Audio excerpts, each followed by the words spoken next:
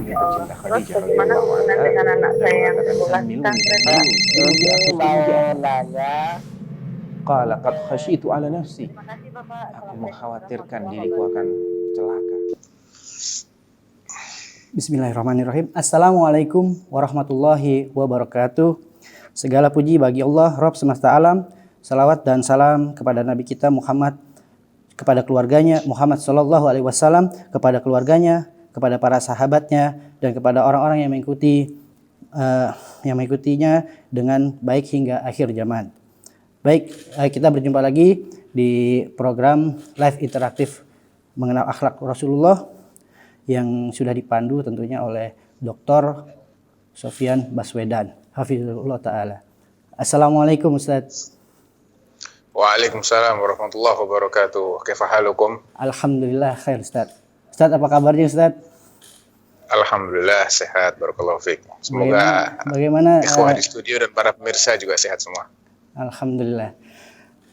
Bagaimana kabarnya di Solo Ustaz dengan situasi yang sekarang Ustaz? Apakah PSBB yang sekarang sudah mulai transisi? Apakah ada hal-hal yang lain Ustaz? Ya, lumayan lah ya.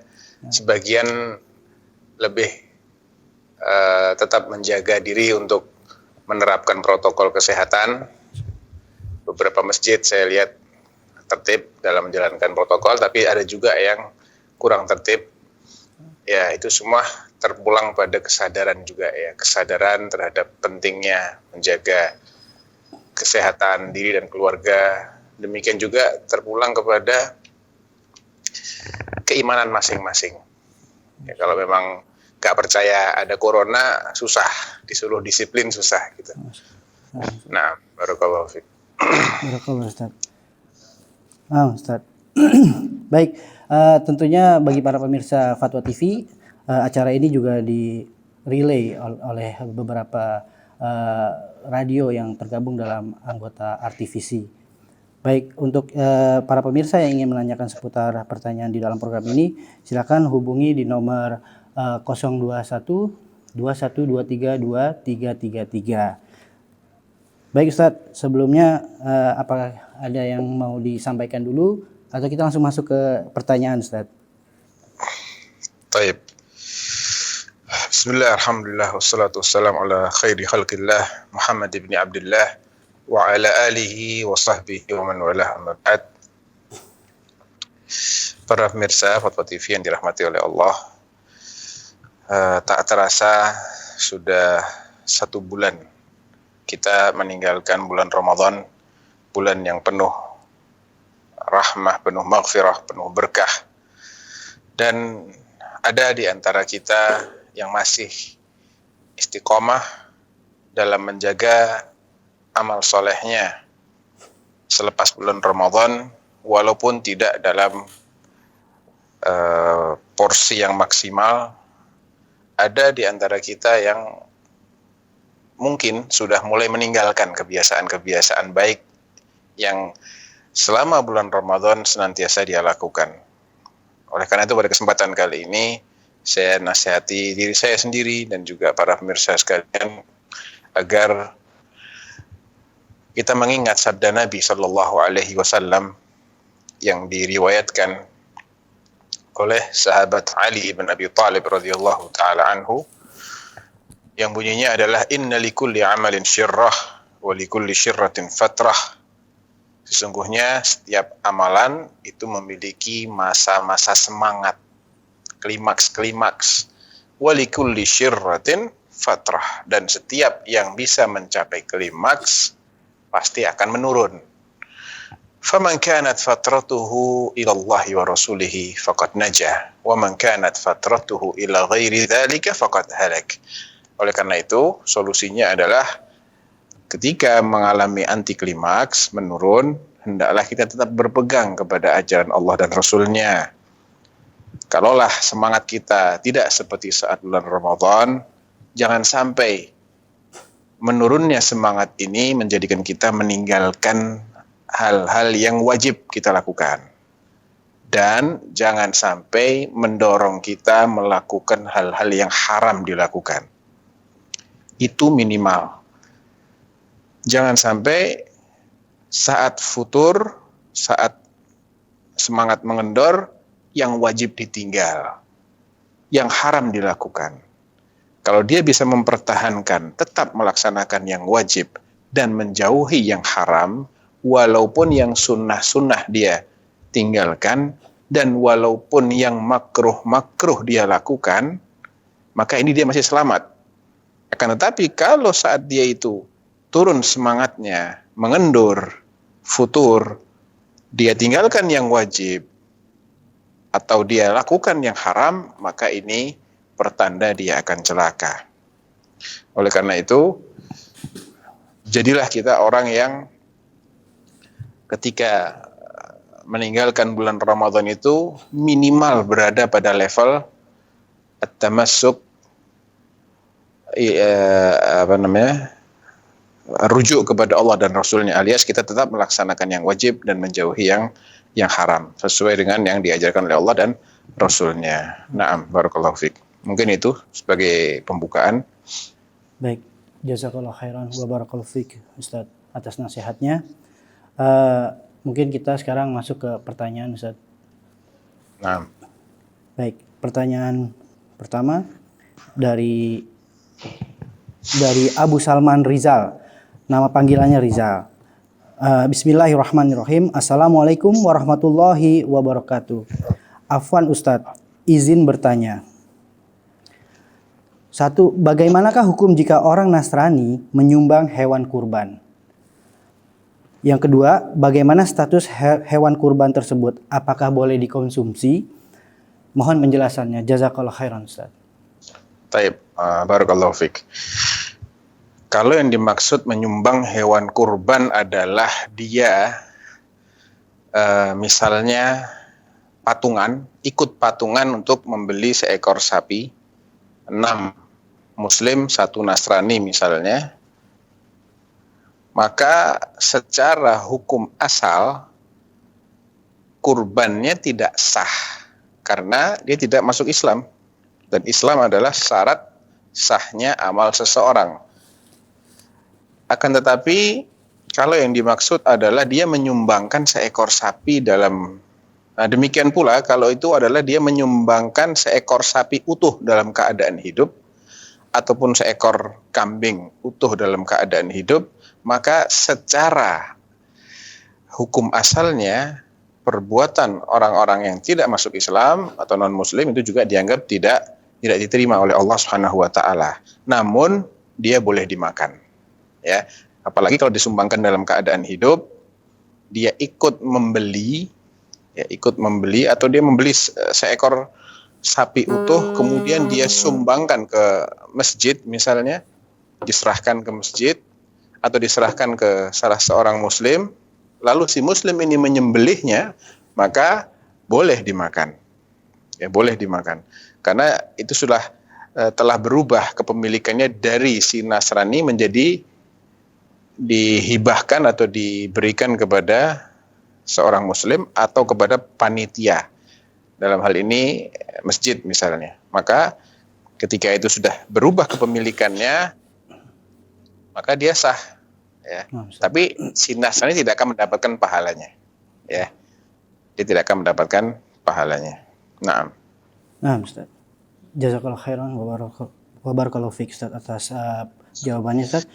Tapi mungkin yang perlu diperhatikan ketika dia berpatungan itu ya, boleh tidak dari 7 itu ada salah satu yang non muslim. Itu yang perlu kita harus berhati-hati di sini. Karena hukum asalnya ibadah itu untuk kaum muslimin. Sehingga kalau sifatnya dia hanya nyumbang untuk menggenapi, maka saya khawatir itu tidak sah. Ya, saya khawatir itu tidak sah karena hukum asalnya itu tidak pernah dicontohkan oleh Nabi SAW. Man amila amalan laisa alaihi amruna fahuwa raddun. Siapa yang mengamalkan suatu amalan tidak berdasarkan ajaran kami, maka amalan itu akan tertolak. Nah, jadi harus dibedakan antara dia patungan atau dia menyumbangkan utuh memberikan kepada seseorang. Ini hukumnya berbeda. Wallahu a'lam. Masya Allah. Ini satu ilmu yang baru nih Ustaz. Maksudnya buat kita-kita yang belum mengerti akan, kan banyak sekali nih sekarang nih trennya Ustaz, patungan ya Ustaz ya. Ya. Ya. Jazakallah khairan Ustaz, atas nasihatnya Ustaz. Sekarang sudah ada penelpon yang masuk Ustaz, kita langsung jawab Baik. saja Ustaz. Assalamualaikum Fatwa TV. Waalaikumsalam warahmatullahi wabarakatuh. Baik, dengan Bapak siapa di mana Pak? Rizal di Singkawang, Kalimantan Barat. Masya Allah. Baik Pak, silakan langsung Allah bertanya dengan Ustaz. Ustaz. Ini Ana mau menanyakan mengenai hadis qudsi yang Allah bersumpah atas nama dirinya pribadi bahwa Allah mengharamkan dirinya untuk berbuat zalim kepada makhluknya. Nah, bila dikaitkan dengan suasana pandemi wabah ini bagaimana Ustaz? Mohon penjelasannya. Syukran jazakallahu khairan. Assalamualaikum. Afwan, Allah bersumpah apa tadi? Saya kurang jelas. Dia Allah bersumpah atas namanya sendiri bahwa dia mengharamkan dirinya untuk berbuat zalim kepada makhluknya. Oh ya, baik. Jelas, insyaallah. Jazakallahu khairan. Assalamualaikum warahmatullahi wabarakatuh. Wa iyyakum. Waalaikumsalam warahmatullahi wabarakatuh. Na'am, barakallahu fiik. Perlu kita fahami ya, kezaliman itu telah dinafikan oleh Allah Subhanahu wa taala atas dirinya. Artinya Allah tidak mungkin berbuat zalim. Dan itu bukan hanya dalam hadis qudsi, tapi dalam banyak sekali ayat dalam Al-Qur'an. Ya, wa ma rabbuka bidzallamin lil 'abid. Wa ma zalamahumullah walakin kanu anfusahum yadhlimun. Wa ma zalamnahum walakin kanu humuz zalimin. Dan banyak sekali ayat-ayat yang di situ Allah mengatakan Allah tidak zalim sama hambanya. Mereka yang zalim sama diri mereka sendiri. Nah, sekarang bagaimana kita memahami zalim itu apa? Kezaliman itu apa? Kezaliman artinya adalah wad'u syai'i fi ghairi mawdi'ihi. Meletakkan sesuatu yang tidak pada tempatnya. Kezaliman juga dimaknai at-tasarruf fi mulkil ghairi bi ghairi idzni. Mengotak-ngatik yang bukan miliknya tanpa izin pemiliknya, ya, menggunakan, mengapa-ngapain sesuatu yang bukan miliknya tanpa izin pemiliknya. Ini juga masuk kategori zalim. Nah, kita kembalikan kepada Allah. Apakah ada yang bukan milik Allah? Tidak ada. Semuanya adalah milik Allah. Diri kita, harta benda kita, keluarga kita, semua yang ada di jagat raya ini adalah milik Allah. Walillahi ma fis samawati wa ma fil ard. Inna lillah wa inna ilaihi raji'un.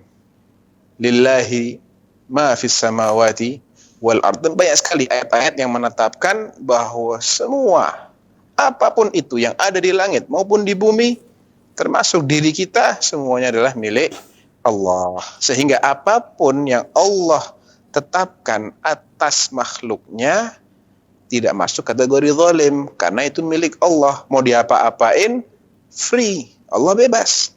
Ya. Jadi dari secara definisi zalim sudah nggak masuk. Kemudian zalim wad'u syai' fi ghairi mawdi'ihi, menetapkan sesuatu yang tidak pada tempatnya. Sekarang terkait dengan pandemi. Mungkin sebagian orang menganggap pandemi ini menjadikan jatuhnya korban jiwa yang demikian besar dari kalangan muslimin maupun kufar. Oke lah, yang kafir jelas kafir ya, memang pantas untuk dihukum sama Allah. Lantas bagaimana dengan kaum muslimin? Bagaimana dengan anak-anak yang dalam tanda kutip tidak berdosa? Kok mereka juga jadi korban? Mungkin ada yang bertanya-tanya, gimana letak keadilan Allah? Ya, ketahuilah ayyuhal ikhwah bahwa Nabi SAW dalam hadis yang diriwayatkan oleh Imam Ibnu Majah dan juga yang lainnya dengan sanad yang sahih, diriwayatkan dari sahabat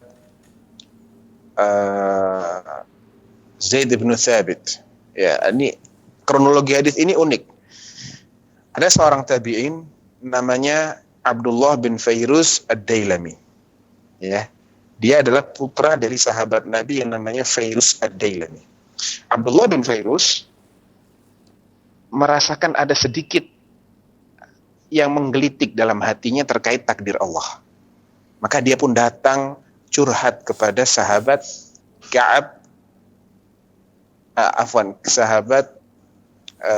Mu'adz bin Jabal.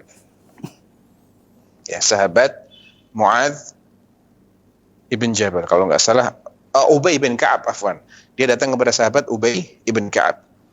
Dia bilang begini, innahu qad waqa'a fi nafsi syai'un min hadzal qadar fa khashitu an yufsida alayya dini aw amri falau haddatsani bi haditsin sami'tahu an Rasulillah SAW la'alla Allah yanfa'ani bihi. Wahai Ubay, sesungguhnya ada sesuatu yang mengganjal dalam hatiku terkait takdir, dan aku khawatir kalau ganjalan ini, atau bahasa lainnya adalah syubhat ini, akan merusakkan agamaku. Maka aku berharap andai engkau mengetahui sebutir hadis dari Rasulullah SAW terkait takdir, maka sampaikanlah kepadaku, mudah-mudahan itu memberikan manfaat. Maka Ubay mengatakan, "Lau 'azzaballah ahla samawatihi wa ahla ardihi la'adzabahum wa huwa ghairu zalimin lahum."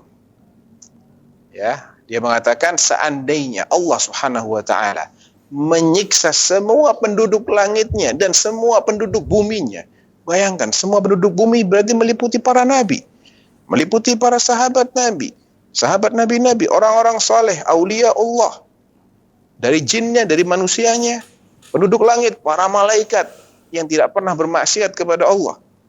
Semuanya andainya diazab semua oleh Allah Subhanahu wa taala, la'adzabahum wa huwa ghairu zalimin lahum. Maka ketika Allah mengazab mereka, itu Allah enggak zalim sama mereka. Walau rahimahum lakanat rahmatuhu khairan lahum min amalihim. Tapi seandainya Allah tidak mengazab mereka, namun merahmati mereka, maka rahmat Allah itu lebih baik bagi mereka daripada amal soleh mereka. Bagaimana kita memahami hadis ini? Sebelumnya belum titik ya hadisnya ya. Kemudian Ubay melanjutkan, walau anna laka mithla Uhudin dhahaban tunfiquhu fi sabilillah ma qabilahu Allahu minka hatta tu'mina bil qadar. Dan seandainya engkau, wahai Abdullah bin Fairuz ad-Dailami, memiliki kekayaan berupa emas sebesar gunung Uhud, yang itu semua kau infakkan fi sabilillah, maka Allah Subhanahu wa taala tidak akan menerimanya darimu sampai engkau mengimani takdir. Fata'lam annama asabaka lam yakun liyukhti'ak wa annama akhta'aka lam yakun liyusibak walau mutta ala ghairi hadha dakhaltan nar. Mengimani takdir artinya engkau yakin bahwa apa yang menimpamu memang tidak akan meleset darimu, dan apa yang meleset darimu memang tidak akan mengenaimu. Dan kalau sampai engkau mati tidak dengan keyakinan yang tadi aku sebutkan, termasuk keyakinan bahwasanya Allah tidak zalim walaupun mengadab semua makhluknya, maka engkau akan masuk neraka. Wala alaika an tas'ala akhi Abdullah bin Mas'ud. Kalau kau belum yakin, silahkan kau tanyakan perkara ini kepada Abdullah bin Mas'ud. Maka dia pun datang kepada Abdullah bin Mas'ud, dia menanyakan hal tersebut dan dijawab dengan jawaban persis seperti jawabannya Ubay. Apa kata Ibnu Mas'ud? Wala alaika an tas'ala akhi Hudzaifah. Engkau juga boleh tanya kepada Hudzaifah, saudaraku, kalau masih belum srek. Dia pun datang kepada Hudzaifah dan Hudzaifah memberikan jawaban yang sama dengan kedua orang yang tadi telah disebutkan, Ubay dan Ibnu Mas'ud. Apa kata Hudzaifah? Idhhab ila Zaid bin Thabit fas'alhu. Sekarang kau pergi kepada Zaid bin Thabit, tanyai dia. Datang kepada Zaid bin Thabit, ditanya, maka Zaid bin Thabit menyebutkan hal tersebut dan menisbatkannya kepada sabda Nabi. Kalau yang pertama, kedua, ketiga, mengatakan itu sebagai pendapat mereka, maka Zaid ibn Thabit mengatakan qala Rasulullah. Rasulullah bersabda dan menyebutkan persis seperti yang disebutkan oleh Ubay ibn Mas'ud dan Hudzaifah. Jadi, bagaimana kok Allah mengadab seluruh penduduk langit dan bumi tapi Allah nggak zalim? Jawabannya begini. Karena Allah Subhanahu wa taala memberikan karunia nikmat yang tidak terhingga jumlahnya maupun jenisnya. Dan semua nikmat itu yang Allah curahkan kepada makhluknya, baik yang namanya manusia, jin maupun malaikat ini, memiliki konsekuensi, memiliki harga sebetulnya, yaitu wajib untuk disyukuri. Ya, apa kata Allah? Wa in ta'uddu ni'matallahi la tuhsuha. Kalau engkau kalian berusaha menghitung-hitung nikmat Allah, kalian tidak akan sanggup mengetahui berapa semua nikmat Allah ini. Karena saking banyaknya dan beraneka ragamnya. Dan kita kalau sudah dikatakan tidak akan sanggup mengetahui berapa banyak nikmat Allah, otomatis kita tidak akan sanggup mensyukuri semua nikmat Allah. Betul nggak? Kita nggak tahu jumlahnya berapa. Bagaimana kita akan mensyukuri semuanya? Pasti ada banyak sekali nikmat Allah yang kita tidak pernah menyadarinya, sehingga kita tidak pernah mengkhususkan ibadah kita untuk mensyukuri nikmat-nikmat itu. Nah, dari sini kita ini sebetulnya punya utang yang luar biasa banyak sama Allah yang kita tidak akan sanggup melunasinya. Kalau Allah mau bersikap adil sama kita, Allah ingin mengadili kita, kan akan ditimbang antara nikmat Allah dengan amal kita. Mana yang lebih berat? Otomatis akan berat nikmat Allah. Jatuhnya kita masih kufur nikmat, belum menunaikan syukur nikmat. Itu kalau Allah mau adil. Makanya kalau Allah akhirnya mengadab seluruh makhluknya, nabinya, manusianya, jinnya, malaikatnya, Allah adil, Allah nggak zalim. Karena mereka tidak akan pernah mencapai level makhluk yang bersyukur. Sebab nikmat Allah terlampau banyak. Ibadah mereka tidak ada artinya untuk bisa mensyukuri semua nikmat Allah tadi. Bahkan ketika mereka ingin mensyukuri dengan beribadah, mereka membutuhkan nikmat baru. Kita kalau nggak diberi umur oleh Allah, nggak diberi kesehatan oleh Allah, nggak diberi kesempatan, nggak diberi hidayah, taufik oleh Allah, kita nggak bisa beribadah. Padahal ibadah kita itu untuk mensyukuri nikmat yang telah lalu. Kita perlu nikmat baru. Nah, nikmat yang baru ini, kita mau mensyukurinya, kita perlu nikmat baru lagi. Jadi kita nggak akan bisa mensyukuri nikmat Allah, sehingga kalau Allah azab kita, Allah nggak zalim, adil. Nah, jadi pandemi juga begitu. Itu keadilan Allah. Bahkan di situ banyak terdapat kasih sayang Allah Subhanahu wa taala. Allah ingin menguji kesabaran hambanya. Allah ingin memilih di antara hambanya ini yang akhirnya jatuh sakit. Dengan itu Allah bersihkan dosa-dosanya. Yang sampai meninggal pun juga begitu. Kalau dia bersabar menghadap pahala, maka itu insya Allah menjadi husnul khatimah. Naam. Baik, apakah ini terkait dengan ada yang mengatakan perbuatan maksiat itu bukan takdir Allah katanya, Ustaz? Ya, jelas itu akidah, bukan akidah Ahlus Sunnah ya. Itu akidahnya Qadariyah. Akidahnya orang-orang yang menafikan campur tangan Allah atas perbuatan manusia. Menurut mereka, perbuatan manusia murni atas kehendak manusia tanpa ada kehendak Allah. Ini jelas akidah batilah, akidah yang batil. Karena tidak mungkin terjadi sesuatu kecuali atas kehendak Allah. Kalau sampai dikatakan perbuatan kita, perbuatan manusia, mau taat, mau maksiat, ya, mereka itu mempermasalahkan kalau maksiat. Kalau taat nggak ada masalah sebetulnya bagi mereka. Mereka tidak ingin Allah dikatakan terjadinya perzinaan ini atas kehendak Allah. Mereka menganggap itu tidak pantas. Padahal kalau kita balik sekarang, kalau terjadi perzinaan yang tidak dikehendaki oleh Allah, Berarti Allah lemah dong. Karena tidak bisa mencegah sesuatu yang dia tidak ingin itu terjadi. Dan berarti ada banyak pencipta di dunia ini. Karena masing-masing manusia menciptakan perbuatannya secara independen. Padahal Allah mengatakan, Allahu khaliqu kulli syai'in. Allah yang menciptakan segala sesuatu. Bukankah perbuatan kita masuk kategori sesuatu? Berarti itu termasuk ciptaan Allah. Di ayat yang lain, wa khalaqa kulla syai'in faqaddarahu taqdira. Dan dialah yang telah menciptakan segala sesuatu, maka dia menentukan takdirnya dengan tepat. Bahkan ada ayat yang tegas-tegas, wallahu khalaqakum wa ma ta'malun. Dan Allah lah yang menciptakan antum dan menciptakan amalan-amalan antum. Jadi akidah qadariyah itu akidah yang sesat. Semua maksiat yang terjadi itu terjadi atas kehendak Allah, tapi tidak Allah ridhoi. Nah, jadi Ahlussunnah membedakan antara kehendak Allah dengan keridhaan Allah. Tidak selamanya kehendak dan keridhaan itu bertemu. Ada kalanya bertemu, ada kalanya berpisah.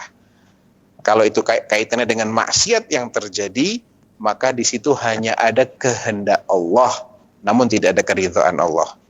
Kalau itu kaitannya dengan ketaatan yang terjadi, maka di situ terjadi kehendak Allah dan juga ada keridhaan Allah.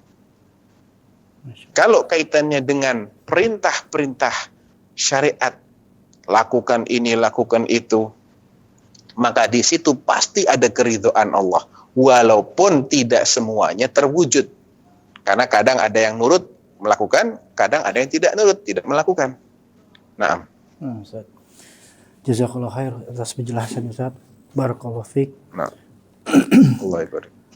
Baik, sambil menunggu penelpon yang masuk, kita bacakan pertanyaan yang selanjutnya Ustaz, yang masuk di media sosial. Pertanyaannya ini dari Ibu Ima. Bismillah. Afwan.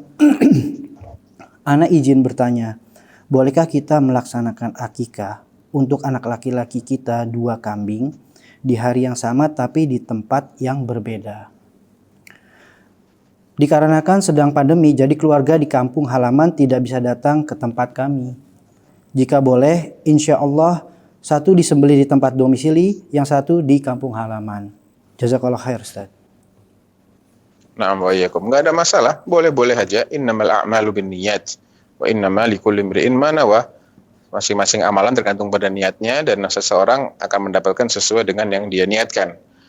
Artinya kalau dia niatkan kambing yang 1 ekor di tempat domisilinya sebagai akikah, sedangkan yang satu lagi dia yang beli, ya, tapi kambingnya di tempat lain dan juga dia niatkan sebagai akikah, maka tidak ada masalah. Tempat tidak diharuskan di satu tempat, boleh dipisahkan, tidak ada masalah. Nah, Jazakallah khairan Ustaz atas penjelasannya. Barakallahu fiik. Baik, ada penelpon yang masuk? Baik. Assalamualaikum. Fatwa TV. Ya, Waalaikumsalam. Ya, dengan Pak siapa Pak, di mana Pak? Dengan Bapak Asrul di Maluku. Ya, silakan Pak Asrul di Maluku. Ya, Waalaikumsalam. Waalaikumsalam warahmatullahi wabarakatuh. Silakan Pak Sur. Ya, Ana ingin tanya ke Ustaz, bolehkah kita mengambil atau belajar kepada mengambil hadis dari orang-orang di luar orang yang bermazhab salaf ini Ustaz? Hanya seperti ya yang mengambil ilmu darinya, belajar darinya, atau melihat di televisi lalu kita mendengarkan hadis darinya. Yang kedua Ustaz, tentang sebagian Ustaz mengatakan dari salafi haram televisi di rumah karena dia termasuk gambar-gambar, sedangkan televisi ini ada gambarnya, otomatis malaikat tidak mau masuk ke rumah. Yang mengatakan ini Ustaz salafi, tapi salafi yang sisa-sisa laskar jihad yang ada di Maluku waktu kerusuhan. Dan Ustaz mungkin tahu ya, dan kami ikut mengaji di sana. Bagaimana menurut ini Ustaz? Apa betul seperti itu atau bagaimana? Karena mereka nggak ada televisi. Dia mengatakan haram. Ya. Ya, itu aja Ustaz. Baik. Assalamualaikum warahmatullahi wabarakatuh. Ya, barakallahu fiik Pak Asrul atas pertanyaannya. Pertanyaan yang pertama tadi tentang bolehkah mengambil ilmu, mengambil hadis atau mendengarkan hadis yang dibacakan oleh orang yang tidak bermadhab salaf gitu ya. Jawabannya, kalau itu sekedar membacakan hadis, dibacakan apa adanya, maka tidak ada masalah. Yang perlu kita lebih hati-hati adalah ketika dia menjelaskan makna suatu hadis atau menjelaskan permasalahan yang berkaitan dengan akidah misalnya. Nah, kalau dia tidak bermanhaj dengan manhaj salaf, berarti tidak ada jaminan cara dia memahami itu benar. Karena yang dijamin oleh Allah Subhanahu wa taala adalah manhajnya salafus saleh, yang artinya adalah para sahabat dan para pengikut mereka dengan baik. Itu yang dijamin oleh Allah Subhanahu wa taala akan mengantarkan kepada keridhaan Allah dan mengantarkan kepada jannah. Allah berfirman di surat At-Taubah ayat yang ke-100, was-sabiqunal awwalun minal muhajirin wal ansar walladzina tabauhum bi ihsan. As-sabiqunal awwalun, dari kalangan muhajirin, sahabat Nabi kan muhajirin, wal ansar, sahabat Nabi juga kan ansar, walladzina tabauhum bi ihsan, dan orang-orang yang mengikuti mereka dengan baik. Ngikutinya harus dengan baik, bukan tebang pilih. Yang cocok dia ikuti, yang nggak cocok nggak diikuti. Bukan, ikuti semua yang menjadi kesepakatan mereka. Apa yang akan didapatkan oleh orang-orang yang mengikuti mereka dengan baik ini? Radhiyallahu anhum. Allah meridhai mereka, meridhai muhajirin, meridhai ansar, dan meridhai orang-orang yang mengikuti mereka dengan baik. Wa radu anhu, dan mereka pun akan puas sekali dengan pahala Allah nanti di akhirat. Apa pahalanya? Wa'adda lahum jannatin tajri tahtahal anharu khalidina fiha dzalikal fawzul 'adzim. Allah siapkan bagi mereka jannah-jannah yang mengalir di bawahnya sungai-sungai. Mereka kekal di dalamnya selama-lamanya, dan itulah keberuntungan yang besar. Kalau tidak sesuai dengan pemahaman salaf alias pemahaman sahabat dan para pengikut sahabat dengan baik, maka tidak ada jaminan Allah akan ridhoi itu. Bahkan sebaliknya. Karena famadza ba'dal haqqi illa dhalal. Apalagi yang tersisa setelah al-haq itu kecuali ad-dhalal, kesesatan. Kalau sampai tidak sesuai dengan pemahaman salaf, berarti bisa dipastikan itulah jalan kesesatan. Karena Allah hanya meridhoi yang ini.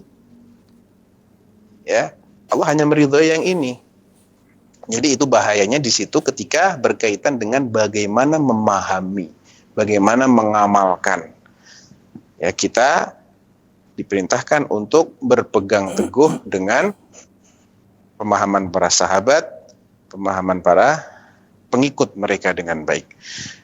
Terkait dengan televisi tadi ya, apakah ada sebagian yang mengaku salafi mengatakan televisi itu haram karena itu gambar sehingga malaikat tidak akan masuk ke dalam rumah yang di situ ada gambar. Ya, ini berangkat dari cara memahami hadis Nabi Shallallahu Alaihi Wasallam tentang gambar.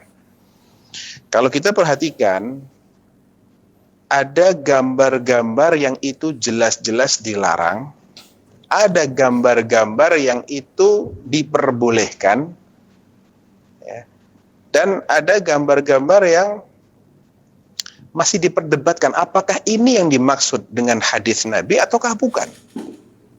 Bahkan ada gambar-gambar yang kita bisa pastikan itu tidak dilarang sama sekali.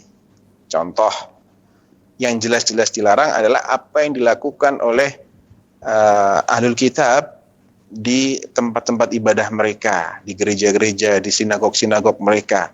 Mereka menggambar orang-orang soleh, menggambar Nabi Isa, menggambar bunda ibunya atau Bunda Maria ya menurut istilah mereka. digambar seperti itu di dinding-dinding gereja, di sinagog-sinagog, ini jelas-jelas dilarang. Karena pertama yang digambar itu adalah orang yang mulia, yang itu berpotensi dikultuskan. Dan itu yang terjadi memang. Yang kedua, ada unsur meniru-niru ciptaan Allah yang berupa makhluk bernyawa. Ya, sehingga pantaslah kalau mereka dilaknat oleh Nabi SAW di akhir hayatnya. Ini jelas. Dan ini bisa dikiaskan kepada gambar-gambar yang sifatnya lukisan tangan, atau masuk juga dalam hal ini fotografi yang sifatnya diagungkan, dipajang di dinding. Itu bisa masuk walaupun tidak dari seluruh sisinya. Karena kalau fotografi itu bisa terkena dari sisi adanya pengagungan terhadap gambar yang itu merupakan celah yang bisa menghantarkan kepada sikap berlebihan terhadap orang soleh, dan itu akan menghantarkan kepada syirik.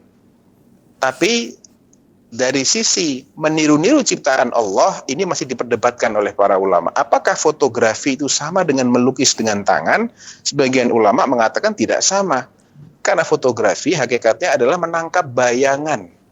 Contohnya adalah ketika antum menghadap kepada cermin, kan muncul gambar di situ. Apakah haram gambar yang nampak di cermin? Atau antum melihat ke kolam, ada airnya, pasti antum akan melihat bayangan wajah antum di air. Tidak ada seorang pun yang mengharamkan bayangan yang muncul di cermin ataupun bayangan yang terlihat di kolam, di air. Nah, fotografi itu adalah kemampuan suatu alat atau usaha yang dilakukan oleh manusia untuk mengabadikan gambar yang muncul tadi. Tentunya fotografi di sini mengalami perkembangan ya. Dahulu beda dengan sekarang. Sekarang foto itu bisa diformat.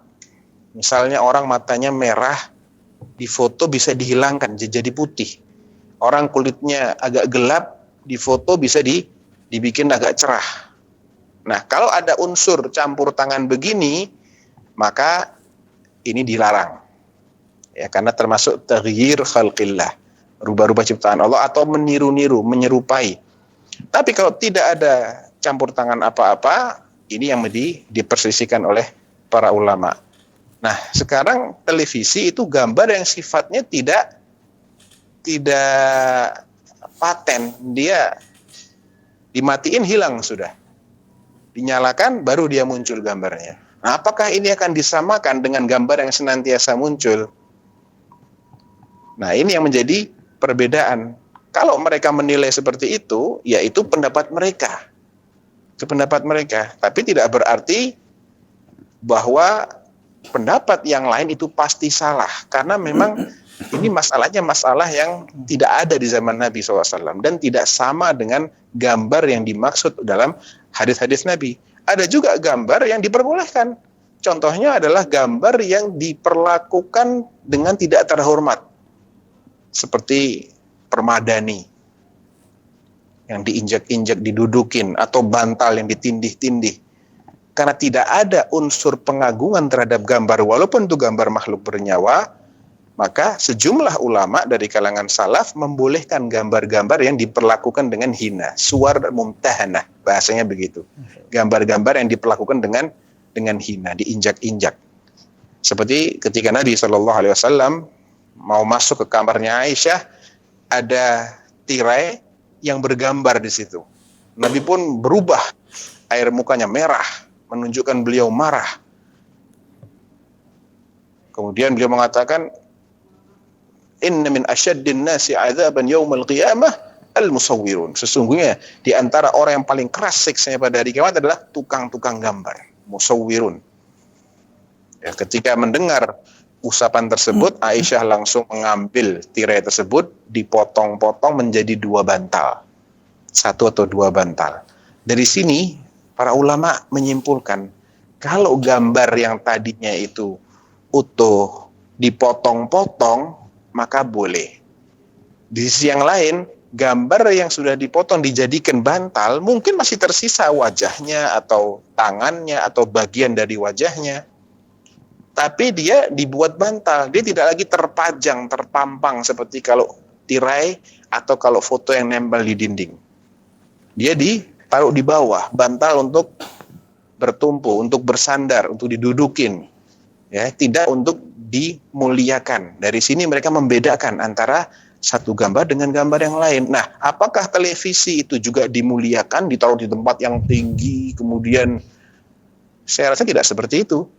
Televisi hanya untuk dilihat saja, kadang ditaruh sejajar dengan kita, dan dimatikan hilang. Jadi agak sulit ya untuk menyamakan antara gambar yang dimaksud dalam hadis-hadis Nabi dengan televisi. Wallahu a'lam. Nah, Ustaz. Baik Ustaz, jazakallahu khair atas penjelasannya. Jazakallahu khair juga untuk Pak Asrul wa barakallahu fiik atas partisipasinya. Sudah ada penelpon lagi Ustaz. Mari kita Nah, silakan. Assalamualaikum, Fatwa TV. Iya. Dengan Bapak siapa di mana? Ibu. Bisa langsung saya Oh, bicara? Ibu, iya, Ibu. Oh, baik. Ya. Langsung Bu, silakan, Ibu. Ya. Assalamualaikum, Ustaz. Assalamualaikum. Waalaikumsalam warahmatullahi wabarakatuh. Ya, Bu, silakan, Bu. Ya. Ustaz, yang mau saya tanyakan, saya ini nenek yang sudah 70-an. Jadi kaki ini sering sakit. Tapi saya berdoa supaya sehat dan kuat. Apakah itu termasuk saya orang yang tidak sabar? Ibu kakinya sakit, tapi ibu berdoa supaya sehat dan kuat. Iya. Gitu, Bu. Iya. Ya. Pertanyaannya apakah itu termasuk tidak sabar? Jawabannya tidak, Bu. Tidak. Tidak sabar. Ya. Karena aja. doa minta kesehatan itu diperintahkan. Ya, was'alullahal afiyah. Afiyah itu mintalah afiyah kepada Allah, artinya afiyah itu terbebas dari penyakit, terbebas dari musibah, itu namanya afiyah. Iya. Nah, yang penting ibu tidak menggerutu, ibu tidak menyalah-nyalahkan Allah. Yang penting begitu, Bu. Nah, minta kesembuhan boleh, minta kesehatan bagus, Bu. Itu doa yang dianjurkan, ya. Baik, ada lagi Ibu yang ingin ditanyakan? Sudah cukup Ibu? Iya. Baik, jazakillah khairan wa barakallahu fiik. Ya, syukur. Ya, afwan Ibu. Assalamualaikum warahmatullahi wabarakatuh. Baik, Ustaz. Apakah ada penelpon lagi? Oh. Sudah ada telepon lagi Ustaz yang masuk Ustaz. Langsung aja kalau gitu kita terima teleponnya. Halo Fatwa TV. Oh iya, Ya, dengan Ibu siapa di mana, Bu? dengan Ibu Endang di Banten. Oh, baik Ibu Endang. Silakan Ibu Endang. Ya. Assalamualaikum warahmatullahi wabarakatuh. Waalaikumsalam warahmatullahi wabarakatuh. Waalaikumsalam warahmatullahi wabarakatuh. Saya mau Silakan, Bu. bertanya, wajibkah anak tiri, ya Ustaz, wajibkah anak tiri berbakti kepada ibu atau ayah tirinya seperti Maaf Ibu, sebelumnya televisinya atau gadgetnya, berbaktinya anak kandung? televisi dan gadgetnya dikecilkan dulu Ibu. Saya ulang pertanyaannya ya, apakah anak tiri wajib berbakti kepada ibu atau ayah tirinya seperti layaknya anak kandung, begitu ya? Iya. Jawabannya tidak wajib seperti anak kandung, Bu, tentu. Ya, karena ibu kandung, ayah kandung tidak sama dengan ibu tiri maupun ayah tiri. Ya. Tapi kalau itu orang-orang yang berjasa kepada kita, ayah tiri atau ibu tiri, ya, kita tetap berbuat baik, tapi tidak sama hak mereka seperti haknya ibu kandung maupun ayah kandung. Ya, karena secara syar'i mereka bukan ayah. Yang dinamakan ayah secara syar'i itu adalah ayah kandung. Allah berfirman di surat Al-Ahzab, in ummahatuhum illallai waladnahum. Ibu-ibu mereka itu hanyalah yang melahirkan mereka.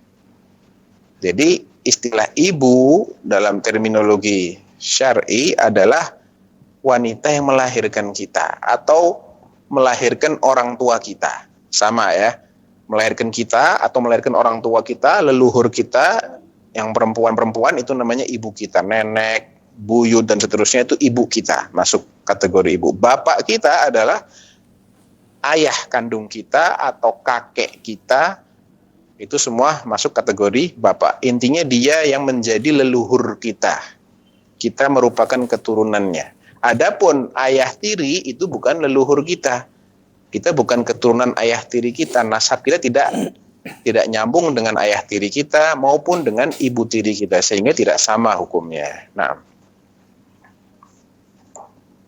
Baik. Jazakallah khairan katsiran. Wah, Oh iya. Nah. terima kasih atas partisipasinya Ibu Endang. Kita coba terima lagi telepon selanjutnya, Ustaz. Ya. Ya. Halo, Fatwa TV. Mau tanya? Ya, dengan Pak siapa Pak? Di mana Pak? Waalaikumsalam. Waalaikumsalam warahmatullah. Pak, sebelumnya mohon maaf, volume televisinya mohon dikecilkan Pak. Sudah. Oh iya, ya terima kasih Pak. Ya, sama-sama. Ya, dengan Bapak siapa di mana Pak? Assalamualaikum warahmatullahi wabarakatuh. Waalaikumsalam warahmatullahi wabarakatuh. Dari Waalaikumsalam warahmatullahi wabarakatuh. Umar Haini, Bali, Kelungkung. Masya Allah. Baik Pak Umar, silakan Pak Umar. Minta tolong Ustaz. Saya baca di buku Sifat Salat Nabi Syekh Albani, ada sebuah hadis Ya. yang menjelaskan bahwa barang siapa orang yang sholat malam dengan membaca 200 ayat akan tercatat sebagai orang yang beribadah ikhlas karena Allah. Nah, pertanyaan saya, bagaimana kalau membacanya lebih Ustaz, karena mencari makro yang pas gitu, sehingga mungkin 201, 205 ayat gitu. Mohon penjelasan Pak Yai. Assalamualaikum warahmatullahi wabarakatuh. Waalaikumsalam warahmatullahi wabarakatuh. Waalaikumsalam warahmatullahi. Ya insya Allah lebih baik Pak ya, lebih baik. Karena dalam hadis yang lain Nabi bersabda ya, yang maknanya bahwa mau nggak kalian melakukan sesuatu yang sangat mudah dan kalian mendapatkan kompensasi berupa 2 busur panah yang indah. Kurang lebih seperti itu hadisnya. Kata sahabat, mau ya Rasulullah. Kalian pergi ke masjid, duduk membaca 1 ayat atau 2 ayat, maka itu lebih baik daripada 2 busur, 1 busur. Kalau 2 ayat lebih baik daripada 2 busur. Kalau 3 lebih baik daripada 3 busur dan seterusnya. Artinya makin banyak ayat yang dibaca, otomatis makin banyak pahalanya. Apalagi Nabi juga mengatakan, la aqulu alif lam mim harfun, bal alifun harfun wa lamun harfun wa mimun harfun. Alif lam mim itu tidak dihitung 1 huruf, tapi alif 1 huruf, lam 1 huruf, mim 1 huruf, dan masing-masing dikalikan 10 oleh Allah Subhanahu wa taala. Jadi otomatis kalau dia makin banyak membaca lebih dari 200, maka dia akan mendapatkan insya Allah apa yang dijanjikan dalam hadis itu, bahkan ada tambahan pahala. Nah. Baik. Jazakallah khair Pak Umar dan barakallahu fiik atas partisipasinya. Baik Ustaz, sudah ada penelpon lagi Ustaz yang masuk. Ya. Halo Fatwa TV.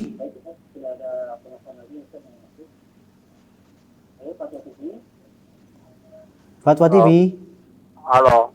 Ya, dengan Bapak siapa di mana Pak? Dan volumenya dikecilkan terlebih dahulu Pak. Ya Pak. Ya. Bapak Karmin Pak. Bapak Karmin dari Bapak Karmin. Sangatta. Baik, silakan Pak Karmin. Ya, saya mau nanya nih Pak Ustaz. Mengenai orang nggak tahu baca, nggak tahu huruf Quran Pak. cuma mengetahui aja bahasa Latinnya. Tidak mengetahui huruf Mohon Al-Quran, maaf Ustaz. Pak, saya kurang jelas. Kurang jelas apa pertanyaannya? Huruf Latinnya jadi tahu, Pak, tidak mengetahui bahasa tulisan Al-Qurannya, bahasa Arabnya. Nggak jelas. Artinya Bapak belum bisa membaca huruf Al-Quran Ya, dan bisa. baru bisa Cuma membaca nggak lancar. Latinnya ya Pak, ya seperti itu ya Pak. Ya, Seperti itu Ustaz. ya, apakah bisa dikagumi La yukallifullah bagi nafsan. bacaannya, Pak. Tayyib. Ya. Bapak dalam proses untuk belajar kan ya Pak ya? Sedang Ya. proses belajar ya? Iya, Pak. Betul Pak? Ya, selagi Bapak dalam proses belajar, sedang belajar untuk bisa membaca huruf Al-Quran, yaitu huruf Arab, Ya. maka insya Allah Bapak tetap mendapatkan pahala. Ya, berdasarkan hadis Nabi, Al-mahiru bil-Quran ma'as safaratil kiramil bararah. Walladhi yakra'ul Quran wa yatata'ta'u fihi wa huwa alaihi syaqun lahu ajran. Ajrul qira'ah wa ajrul masyaqqah.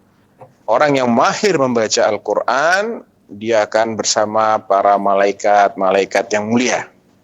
Adapun orang yang kesulitan membaca Al-Quran, dia baca juga, tapi dia tersendat-sendat dan sulit untuk membacanya, dia mendapatkan 2 pahala. Pahala usaha dia membaca tadi, dan pahala kesulitan yang dia dapatkan ketika dia membaca Al-Quran.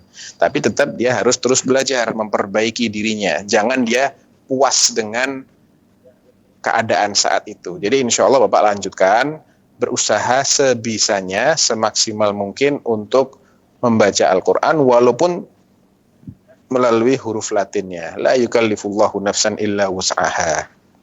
Allah tidak membebani seseorang dengan sesuatu yang di luar kemampuannya. Ya, tapi tetaplah Bapak belajar ya. Insya Allah Bapak tetap mendapatkan pahala. Barakallahu fiik. Baik Ustaz. Barakallahu fiik Pak Karmin. Jazakallah khair atas partisipasinya. Assalamualaikum warahmatullahi wabarakatuh. Waalaikumsalam warahmatullahi wabarakatuh. Waalaikumsalam. Baik Ustaz. Kita masih menunggu penelpon yang masuk dari para pemirsa Fatwa TV. Jika ingin bertanya seputar akhlak dan hadis, bisa langsung hubungi ke nomor 02121232333. Baik Ustaz, sambil menunggu penelpon. Oh, sudah ada yang masuk lagi Ustaz. Assalamualaikum. Waalaikumsalam warahmatullahi wabarakatuh. Waalaikumsalam. Dengan siapa Pak? Di mana Pak? Dengan Ali di Sumatera Selatan. Masya Allah. Baik Pak Ali, silakan Pak Ali. Ini Pak, Pak Ustadz mau nanya adat istiadat. Yang dikatakan adat istiadat itu apa? Sebelum Islam masuk, sudah ada adat istiadat tapi tidak bertabrakan dengan syariat. Atau membuat-buat adat supaya nggak bertabrakan dengan syariat,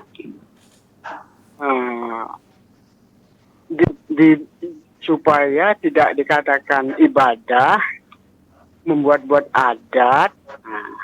Contohnya ya kayak maulud lah gitu. Tapi jangan diawamkan, jangan di tiap tahun gitu. Nah, jadi sekali-kali diperingati, sekali-kali enggak. Kayak 17-an dah.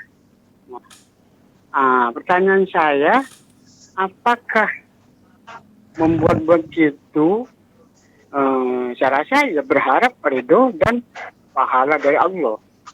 Apakah bisa dikatakan adat kalau kita berharap pahala dan ridho Allah? Sekian Pak Ustaz. Terima kasih. Assalamualaikum. Waalaikumsalam warahmatullahi wabarakatuh. Assalamualaikum warahmatullahi wabarakatuh. Jazakallah khair, Pak. Terus terang pertanyaannya agak unik ya. Karena kalau istilah adat itu adalah sesuatu yang sudah menjadi tradisi, menjadi kebiasaan. Itu namanya adat istiadat. terlepas dari apakah itu di latar belakangi oleh agama Islam ataukah oleh yang lain, semuanya adat. Jadi ada adat yang lahir karena suatu bangsa itu memeluk Islam. Itu faktanya ada memang. Seperti adatnya kaum muslimin, adat itu artinya kebiasaan ya, sesuatu yang sudah biasa dilakukan namanya adat. Itu secara bahasa begitu. Kaum muslimin biasa mengenakan baju koko yang laki-laki, atau sarung, atau jilbab yang wanita. Nah, itu adatnya kaum muslimin, tapi adat yang dilahirkan oleh ajaran Islam. Karena yang mengajarkan mereka untuk menutup aurat dengan cara seperti itu adalah Islam. Ada juga adat yang tidak dilahirkan oleh ajaran Islam. Dan itu banyak-banyak sekali ya. Nah, ada kalanya adat itu pelakunya muslim, tapi asal usulnya bukan dari Islam. Contohnya perayaan Maulid. Ada salah seorang sejarawan Mesir namanya Al-Maqrizi. Al-Maqrizi itu punya kitab namanya Al-Khutat Al-Maqriziyah. Al-Khutat Al-Maqriziyah. Dia sejarawan ya. Saya hanya mengutip apa yang ditulis oleh Al-Maqrizi. Di situ dia menyebutkan bahwa tradisi merayakan Maulid di negeri Mesir itu diawali pada zaman dinasti Ubaidiyah atau Daulah Ubaidiyah. Daulah Ubaidiyah itu nama lainnya adalah Daulah Fatimiyah. Daulah Fatimiyah adalah sebuah negara di Mesir yang mereka menisbatkan diri mereka kepada Fatimah, tapi tidak ada sangkut pautnya dengan Fatimah putri Rasulullah Shallallahu Alaihi Wasallam. Karena hakikatnya mereka bukan keturunan Fatimah. Ya, mereka bukan Ahlul Bait, sama sekali bukan. Tapi mereka adalah keturunannya Ubaidullah bin Maimun Al-Qaddah. Ubaidullah bin Maimun Al-Qaddah. Makanya dikatakan Ubaidiyah, Daulah Ubaidiyah, karena hakikatnya mereka adalah keturunannya Ubaidullah bin Maimun Al-Qaddah ini. Nah, mereka ini berakidah Syiah Itsna Asyariyah. Ya, akidah mereka adalah akidah Syiah Itsna Asyariyah yang mengimani adanya 12 imam yang maksum, mulai dari Ali, Hasan, Husain, Ali Zainal Abidin dan seterusnya. Tayyib. Mereka pada sekitar abad ke-6 Hijriah. Ya, tahun 300-an abad ke-6 Hijriah berarti tahun 600 atau 600 sampai 700-an Hijriah ya gitu ya. Itu merayakan 6 maulid sekaligus. Yang pertama maulidnya Nabi, yang kedua maulidnya Ali, yang ketiga maulidnya Hasan, yang keempat maulidnya Husain, yang kelima maulidnya Fatimah, dan yang keenam maulidnya raja mereka yang hidup saat itu. Jadi ada 6 maulid yang mereka rayakan setiap tahunnya. Nah, itulah yang pertama kali memprakarsai perayaan Maulid Nabi, dan itu munculnya di negeri Mesir. Ya. Yang kemudian dilestarikan oleh orang-orang yang datang berikutnya. Al-Imam muridnya Ibnu Hajar itu namanya As-Sakhawi. Ya, Al-Imam As-Sakhawi yang wafat tahun 902 Hijriah. Beliau adalah murid yang paling jago dari Al-Hafidh Ibnu Hajar Al-Asqalani. Dan keduanya ini adalah orang-orang Mesir semua. As-Sakhawi itu di Mesir, Ibnu Hajar Al-Asqalani juga di Mesir. Dalam kitab beliau namanya Al-Ajwibah Al-Mardiyah, As-Sakhawi mengatakan, kami mengakui bahwa tidak ada di antara sahabat Nabi pada generasi 1 Hijriah, abad pertama Hijriah, maupun para tabi'in pada abad kedua Hijriah maupun para tabi'in pada abad ketiga Hijriah, tidak ada satupun di antara mereka yang merayakan Maulid Nabi. Jadi beliau mengakui ini tidak dikenal di masa 3 generasi yang terbaik, yang dikenal dengan istilah as-salaf as-saleh. Jadi itu muncul setelah generasi terbaik umat ini. Sehingga kalau pertanyaannya Maulid itu adat, tapi adat Islam atau bukan? Bukan, adatnya orang Syiah yang menyusup ke tengah-tengah kaum muslimin, yang akhirnya karena terlalu lama menyebar ke seluruh penjuru dunia, sehingga seakan-akan sudah menjadi bagian dari Islam. Tapi kalau ditelusuri asal-usulnya, maka jelas tidak bisa dibuktikan itu termasuk sunnahnya Rasulullah SAW. Ya. Apalagi dengan model perayaan yang semakin bermacam-macam, dimasuki dengan hal-hal yang jelas-jelas dilarang, ya, dengan hura-hura kadang-kadang, dengan melantunkan puji-pujian kepada Nabi yang melewati batas, menyifati beliau dengan sifat-sifat yang tidak layak, dan seterusnya. Ini jelas menjadikan itu kemungkaran yang melahirkan kemungkaran. Sehingga walaupun itu menjadi tradisi yang dilakukan oleh orang-orang yang mengaku sebagai muslim, dan saya tidak mengkafirkan mereka, tidak, ya, tapi tetap asal-usulnya itu bukan dari ajaran Islam. Wallahu ta'ala a'lam. Baik Ustaz. Jazakallah khair atas penjelasannya Ustaz. Dan alhamdulillah kita sudah di penghujung acara Ustaz.